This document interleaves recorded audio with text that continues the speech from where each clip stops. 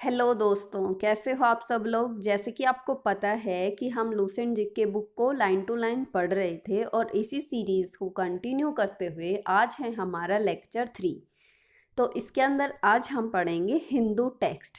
देखिए फ्रेंड्स, जैसे कि आपको पता है कि हमने सेकेंड लेक्चर में पढ़ा था archaeological sources, literary sources. Literary sources कौन से होते हैं? Written sources. उसके अंदर हम पढ़ रहे थे रिलीजियस यानी कि धर्म से रिलेटेड।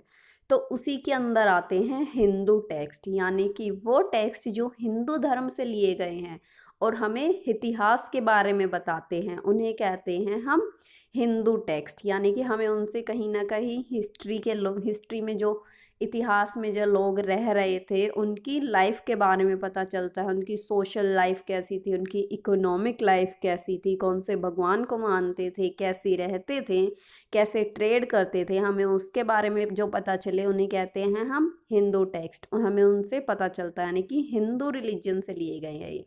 इसकी दो कैटेगरीज है, एक है श्रुति, एक है स्मृति। देखिए, हिंदू धर्म के अनुसार माना जाता है कि जो भगवान ने उपदेश दिए, ज्ञान दिए, वो सारे के सारे, यानी कि जो सारे के सारे हमने सुने ऋषियों ने, और जो सारे एकदम एग्जैक्ट डिट्टो कॉपी लिखे गए वो किसके अंदर लिखे गए हैं? श्रुति टेक्स्ट के अंदर। और फिर धीरे धीरे धीरे धीरे थोड़ा टाइम बीता, उसके बाद वो थोड़ा बहुत भूल गए जो ऋषि वगैरह थे, और उन्होंने उसमें थोड़ा बहुत चेंज करके, उनको पढ़ के थोड़ा बहुत चेंज करके जो चीज़ें लिखी गई, जितना भी उन्हें याद रहा, वो सारी चीज़ें किसके अंदर आती हैं? वो आती है स्मृति टेक्स्ट के अंदर। इसका मतलब है, श्रुति का मतलब होता है that which has been heard, यानी कि क्या क्या सुना। अब सुन तो हम बहुत कुछ सकते हैं, जितना भी सुना, ज्ञान उपदेश दिए, वो सारे के सारे श्रुति टेक्स्ट के अंदर। और स्मृति टेक्स्ट यानी कि विच हैज़ बीन रिमेंबर्ड, यानी कि याद क्या क्या रहा। अब याद तो सब कुछ नहीं रहता ना, तो हम श्रुति टेक्स्ट और स्मृति टेक्स्ट को आगे पढ़ेंगे। इसमें क्या है? श्रुति, देखिए एक टेबल दिखाती हूँ, उसकी हेल्प से आपको जल्दी याद होगा। ये है श्रुति टेक्स्ट। श्रुति टेक्स्ट के अंदर क्या क्या आते हैं? हमारे 4 वेद, जैसे कि आपको पता ही है, ऋग्वेद, यजुर्वेद, सामवेद और अथर्ववेद। ऋग्वेद के अंदर क्या लिखा गया है दोस्तों? देखिए, ऋग्वेद के अंदर लिखा गया है रिचुअल्स, यानी कि पूजा पाठ, भगवानों के बारे में, कौन कौन से भगवान होते हैं, वो क्या क्या मैनेज करते हैं, कैसा काम करते हैं, ये सब संस्कृत में लिखे गए हैं। और उनके पूजा करने के तरीके भी, सब कुछ ऋग्वेद के अंदर लिखा गया है, मंत्र की फॉर्म में है ये। सेकंड, यजुर्वेद।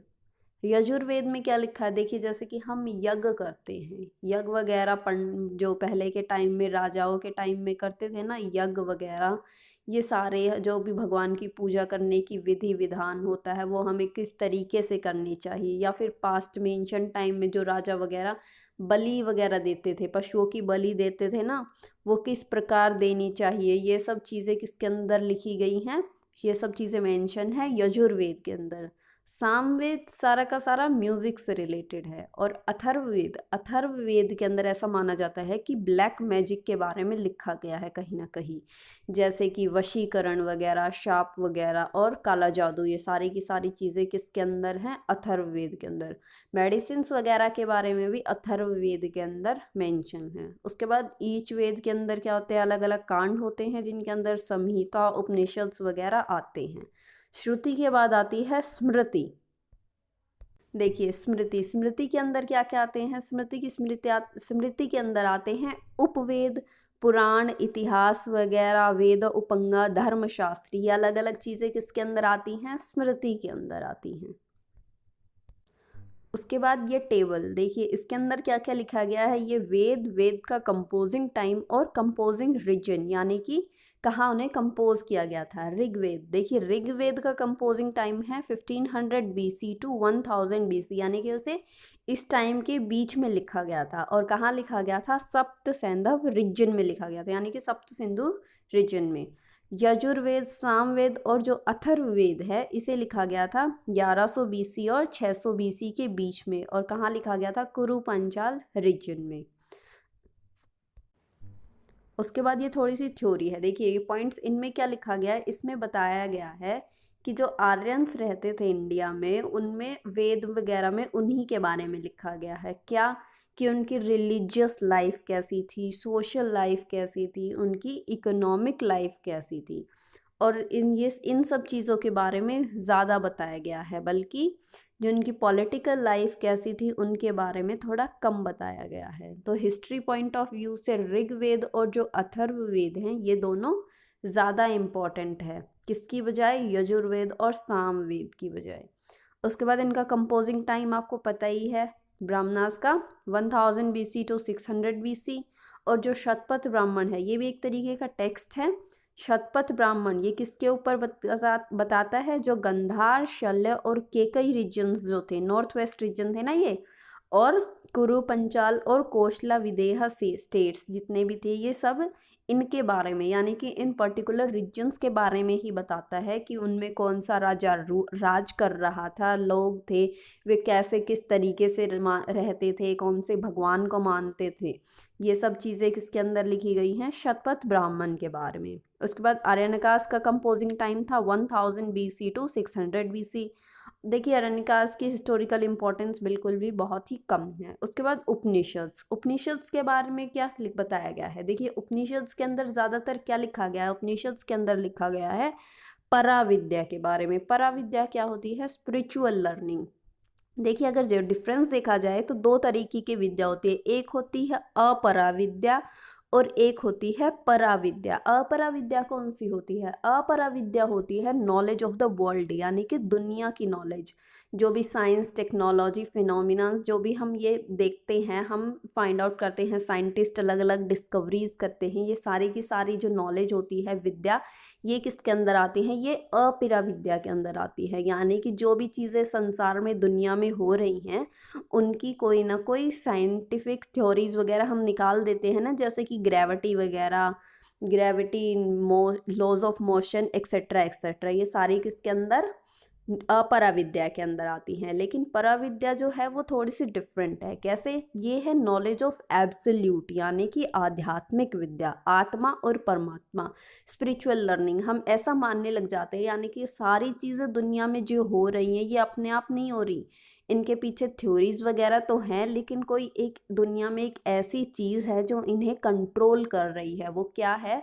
हम मानते हैं वो भगवान है, और भगवान एक इंडिविजुअल सोल है, वो इसे कंट्रोल कर रही है। तो हाँ, आत्मा और परमात्मा ये सब चीज़ें किसके अंदर आती हैं? ये पराविद्या के अंदर आती हैं। उसके बाद ये कंबाइंड स्टडी जो ब्रह्मास और उपनिषद्स हैं, ये सब किसके बारे में हिस्टोरिकल इंफॉर्मेशन देते हैं? King Parikshit to king Bimbisara. ये जो परीक्षित किंग है ये वैदिक एज के किंग थे, और जो किंग बिंबिसार है ये हरियाणक्का डायनेस्टी के किंग है। इनके बारे में हिस्टोरिकल इंफॉर्मेशन देते हैं। उसके बाद कंपोजिंग टाइम ऑफ वेदांगास आपको पता ही है, और ये किसके बारे में बताते हैं? एंशंट इंडिया हिस्ट्री, यानी कि उनका सिविलाइजेशन, एंशंट इंडियंस जो थे ना, उनका सिविलाइजेशन और उनका कल्चर कैसा था, किस तरीके से रहते थे।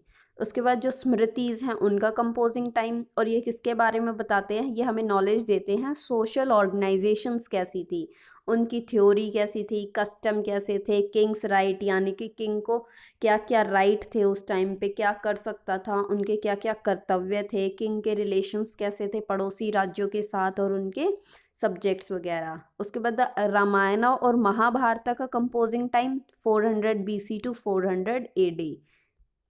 रामायण के बारे में क्या लिखा गया? ये किसने लिखी थी? ये लिखी थी महर्षि वाल्मीकि ने। ये किसके बारे में बताती है? ये बताती है पॉलिटिकल, सोशल और रिलीजियस कंडीशन इंडिया की उस टाइम पे कैसी थी। ये बुक हमें और भी, और जनपद कैसे बने थे इसके बारे में भी हमें जानकारी प्रदान करती है। जैसे कि अलग अलग जनपद बने थे ना, 16 महाजनपद थे भारत में उस टाइम पे जब, तो ये उसके बारे में भी बताती है। और इसके बाद इसमें थोड़ा बहुत और ग्रीक्स और सिथियंस के बारे में भी मेंशन है। उसके बाद आता है महाभारत। देखिए महाभारत लिखी थी महर्षि वेद व्यास जी ने, और ये किसके बारे में बताता है? ये पॉलिटिकल और सोशल रिलीजियस कंडीशंस, यानी कि तब लिखी गई उस टाइम पे किंग्स की कैसी सोशल रिलीजियस कंडीशंस थी एक स्टेट की।